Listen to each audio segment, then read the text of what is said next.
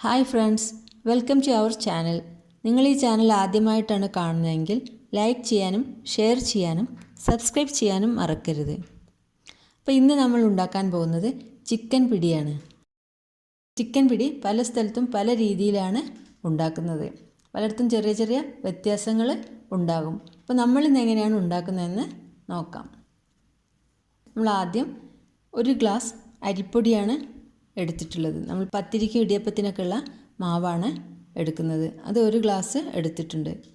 അതിലേക്ക് നമ്മൾക്ക് അര കപ്പ് തേങ്ങ, ഒരു 4 ചെറിയ ഉള്ളി, 1/4 ടീസ്പൂൺ ചെറിയ ജീരകം, ഇതാണ് വേണ്ടത്. ഇനി നമുക്കിതിൻ്റെ മാവ് റെഡിയാക്കാം. ഒരു ഗ്ലാസ് മാവിന് 1 ഗ്ലാസ് വെള്ളം എന്ന കണക്കിൽ നമ്മൾ തിളപ്പിച്ചെടുക്കണം. മാവിലേക്ക് ആവശ്യമുള്ള ഉപ്പും കൂടെ ചേർത്ത് തിളപ്പിക്കുക. വെള്ളം തിളച്ച് വരുമ്പോൾ നമ്മളതിലേക്ക് മാവ് ചേർത്ത് കുഴച്ചെടുക്കണം. അപ്പോൾ ഇവിടെ വെള്ളം തിളച്ചിട്ടുണ്ട്. അപ്പോൾ അതിലേക്ക് മാവ് ചേർത്തൊന്ന് ഇളക്കി കൊടുക്കണം. നമ്മൾ പത്തിരിക്ക് റെഡിയാക്കുന്നത് പോലെ തന്നെയാണ് നമ്മൾ ഈ മാവ് റെഡിയാക്കേണ്ടത്. തീ ഓഫ് ചെയ്ത് നമ്മളൊരു 5 മിനിറ്റ് ഒന്ന് അടച്ചു വയ്ക്കാം. അപ്പോൾ നമ്മളിത് നന്നായി തണുക്കാൻ കാത്തിരിക്കരുത്. കുറച്ച് ചൂടിൽ തന്നെ വേണം നമ്മളിത് കുഴച്ചെടുക്കാൻ.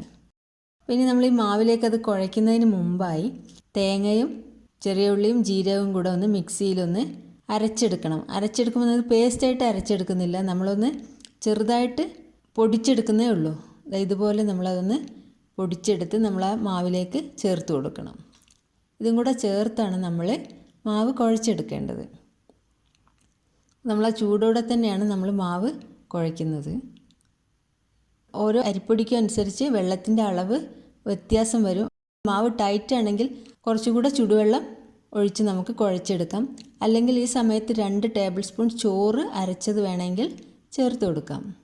ഇനി നമ്മളിതിനെ ഇത്ര ചെറിയ ഉരുളകളാക്കി എടുക്കണം. നിങ്ങൾക്കിഷ്ടമുള്ള വലുപ്പത്തിലാക്കാം. പക്ഷേ വലിയ ഉരുളകളാക്കി എടുക്കുമ്പോൾ നമുക്കത് ഉള്ളു വേവാൻ വേണ്ടിയിട്ട് സമയമെടുക്കും. അപ്പോൾ ചെറിയ ഉരുളകളാകുമ്പോൾ നമുക്കത് പെട്ടെന്ന് വെന്ത് കിട്ടും. പക്ഷേ ഉരുട്ടിയെടുക്കാൻ കുറച്ച് സമയമെടുക്കും.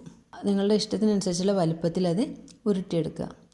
അപ്പോൾ കയ്യിൽ അല്പം എണ്ണ തടവിയിട്ട് ഉരുട്ടുകയാണെങ്കിൽ കയ്യിൽ ഒട്ടിപ്പിടിക്കത്തില്ല. അപ്പോൾ അതൊന്ന് ശ്രദ്ധിക്കുക. നമ്മുടെ മാവെല്ലാം ഇവിടെ ഉരുട്ടി റെഡിയാക്കി വെച്ചിട്ടുണ്ട്. ഇനി നമുക്കിതിലേക്ക് വേണ്ട ചിക്കൻ റെഡിയാക്കാം. അപ്പോൾ നമ്മളിവിടെ 1/2 കിലോ ചിക്കനാണ് എടുത്തിട്ടുള്ളത്. അപ്പോൾ ചിക്കൻ നമ്മൾ കറി വെക്കുന്ന പാകത്തിൽ ചെറുതായിട്ട് മുറിച്ച ചിക്കനാണ് എടുക്കേണ്ടത്. അതിലേക്ക് 2 സവാള, 2 തക്കാളി, 4 പച്ചമുളക്, 1 ടേബിൾ സ്പൂൺ വെളുത്തുള്ളി, കുറച്ച് ഇഞ്ചി ചതച്ചത്, മല്ലിയില, കുറച്ച് തേങ്ങാപ്പാൽ, ഇത്രയും സാധനങ്ങളാണ് നമ്മൾ അതിലേക്ക് വേണ്ടത്. അപ്പം നമുക്കതിലേക്ക് വേണ്ട ചിക്കൻ്റെ കറി റെഡിയാക്കാം. അപ്പോൾ നമ്മൾ പാത്രം അടുപ്പത്ത് വെച്ച് ചൂടാവുമ്പോൾ അതിലേക്ക് കുറച്ച് എണ്ണ ഒഴിച്ചു കൊടുക്കാം. എണ്ണ ചൂടാവുമ്പോൾ സവാള ഇട്ട് നന്നായിട്ട് വഴറ്റിയെടുക്കണം. സവാള നമുക്ക് നന്നായിട്ട് വഴറ്റിയെടുക്കണം.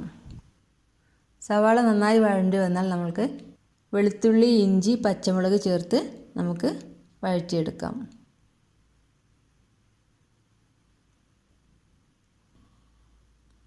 വെളുത്തുള്ളിയുടെ ഇഞ്ചിയുടെയൊക്കെ പച്ചമണം മാറിക്കഴിഞ്ഞാൽ നമ്മൾക്ക് അതിലേക്ക് ഇനി പൊടികൾ ചേർക്കാം.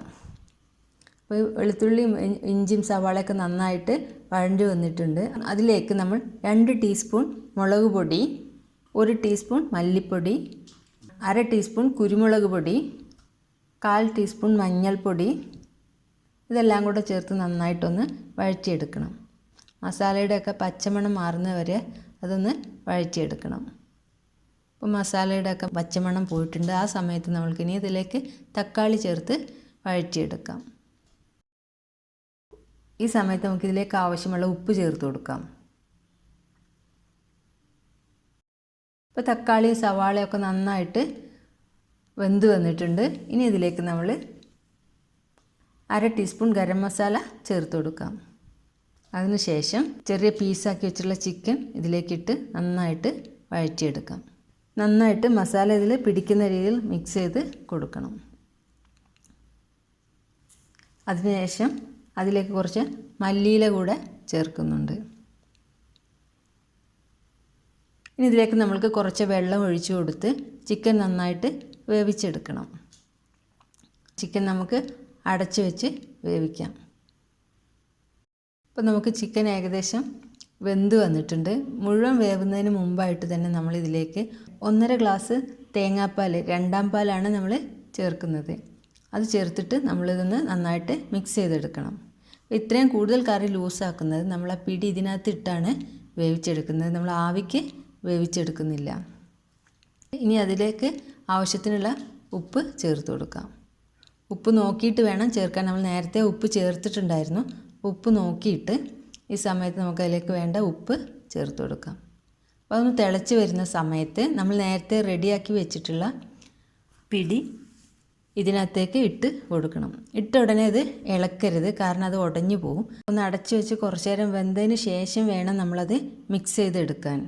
ആവിയിൽ വേവിക്കുന്നതിനേക്കാളും ടേസ്റ്റ് ഉണ്ടാവുന്നത് ഇങ്ങനെ ചെയ്യുമ്പോഴാണ്. അപ്പോൾ ചിക്കനിലുള്ള മസാലയൊക്കെ ആ മാവിനകത്തോട്ട് പിടിക്കും. ഒന്ന് വെന്തതിന് ശേഷം നമുക്കതൊന്ന് മിക്സ് ചെയ്ത് കൊടുക്കാം. അപ്പോൾ നമ്മൾ ചിക്കൻ പിടി ഇവിടെ വെന്തിട്ടുണ്ട്. ഇനി നമുക്കതിലേക്ക് ഒരു 1/2 ഗ്ലാസ് ഒന്നാം പാൽ നേരത്തെ മാറ്റി വെച്ചത് ഒന്നാം പാൽ അതിൻ്റെ മുകളിൽ ഒഴിച്ചിട്ട് ഇനി വേവിക്കേണ്ട ആവശ്യമില്ല. നമ്മൾക്ക് ഒന്നാം പാൽ ഒഴിച്ച് നന്നായിട്ട് മിക്സ് ചെയ്ത് സ്റ്റൗ ഓഫ് ചെയ്ത് വെക്കാം. നമുക്കിതൊരു പാത്രത്തിലേക്ക് മാറ്റി വയ്ക്കാം. അപ്പോൾ നമ്മുടെ ചിക്കൻ പിടി ഇവിടെ റെഡി ആയിട്ടുണ്ട്. എല്ലാവരും ഇതൊന്ന് ട്രൈ ചെയ്ത് നോക്കണം. ഈ വീഡിയോ നിങ്ങൾക്ക് ഇഷ്ടപ്പെട്ടെന്ന് വിചാരിക്കുന്നു. ഇഷ്ടപ്പെട്ടാൽ ലൈക്ക് ചെയ്യാനും ഷെയർ ചെയ്യാനും സബ്സ്ക്രൈബ് ചെയ്യാനും മറക്കരുത്.